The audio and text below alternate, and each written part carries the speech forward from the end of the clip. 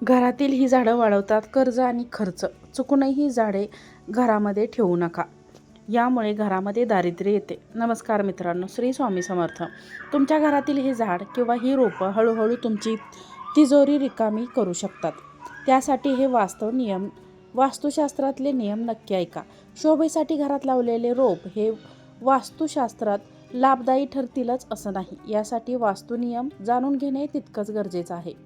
वास्तुशास्त्रानुसार आपल्या घरामध्ये ठेवलेली प्रत्येक वस्तू, मग ती सजीव असो किंवा निर्जीव, तिच्यातून एक विशिष्ट प्रकारची ऊर्जा प्रक्षेपित होत असते.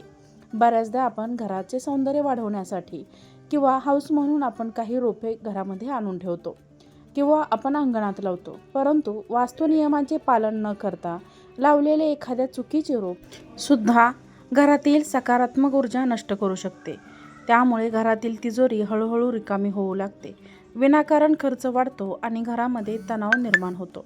चला तर मग वास्तुशास्त्रात घरात कोणती रोपं ठेवणं आर्थिक नुकसानीचे कारण बनते आणि त्याचे नियम काय आहेत हे पाहूया. घरामध्ये कोणतंही रोप लावताना त्याचं स्वरूप आणि वास्तुदिशा लक्षात घेणं अत्यंत महत्त्वाचं आहे. जसे की काटेरी वास्तुशास्त्रानुसार काटेरी झाडे. लोकांना काटेरी झाडांचं खूप आकर्षण असतं. म्हणजेच गुलाबाचं झाड बघून त्या वनस्पती घराच्या कधीही इतर ठिकाणी लावू नये. कटर्स किंवा इतर काहीतरी रोपं घरात ठेवल्याने वास्तूमध्ये नकारात्मक ऊर्जेचा प्रभाव तीव्र होतो, ज्यामध्ये घरातील सदस्यांमध्ये विनाकारण वादविवाद होतात, संताप वाढतो आणि व्यवसायात येणारा पैसा अचानक थांबतो, आर्थिक चणचण भासू लागते. दुसरं म्हणजे चिक निघणारी रोपे. दुधाळ रस असलेली वनस्पती. रोपांची पाने किंवा फांद्या तोडल्यानंतर त्यातून पांढरा शुभ्र रंगाचा जो चिक निघतो किंवा जे दूध निघतं, जसे की रुई किंवा काही विशिष्ट शोची झाडे, अशी रोपे घरामध्ये किंवा घराच्या अंगणामध्ये लावणे हे वास्तु दृष्टिकोनातून अत्यंत अशुभ मानलं जातं.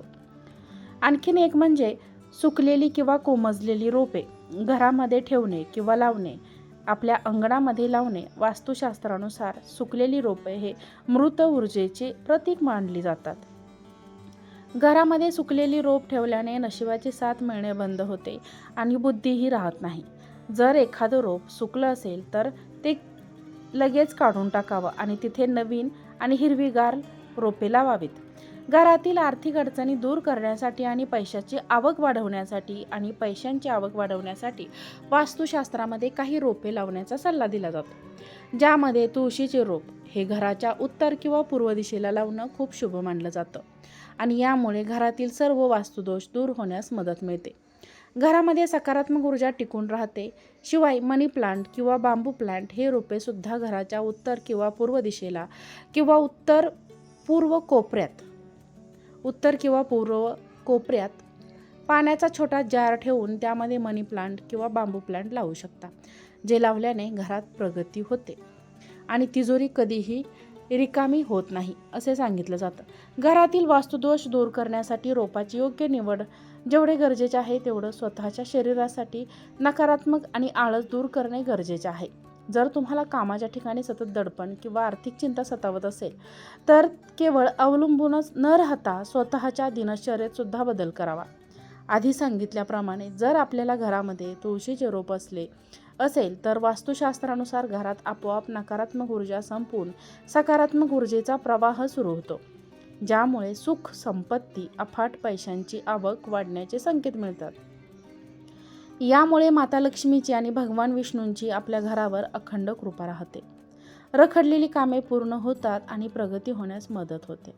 जर तुमची कामे बऱ्याच काळापासून रखडलेली असेल, नोकरीत भरती मिळत नसेल किंवा सतत व्यवसायात तोटा होत असेल, तर तुमच्या घरातील तुळशीचे रोप तुम्हाला संदेश देते की या काळात तुमच्या अडचणी दूर होऊ शकतात, तुम्हाला नशिबाची साथ लाभणार आहे आणि प्रगतीचे मार्ग देखील मोकळे होणार आहेत. म्हणूनच रोपांची काळजी घेणे आवश्यक आहे.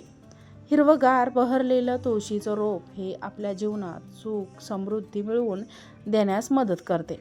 शिवाय तुळस हे आरोग्याचे आणि सकारात्मकतेचे प्रतीक आहे. आपल्या घरात कुटुंबातील सदस्यांचे आरोग्य सुधारण्यास मदत करते. जर आपल्या घरात एखादा मोठं संकट येणार असेल तर तुळशीचं ते संकट स्वतःवर घेऊन घराचं संरक्षण करते, असेही या शास्त्रात म्हटलं आहे. तुळशीच्या रोपाची सतत काळजी घ्यावी. ते सुकणार नाही, नियमित त्याला पाणी घालावे याची काळजी जरूर घ्या. जर ते रोप अस्वच्छतेने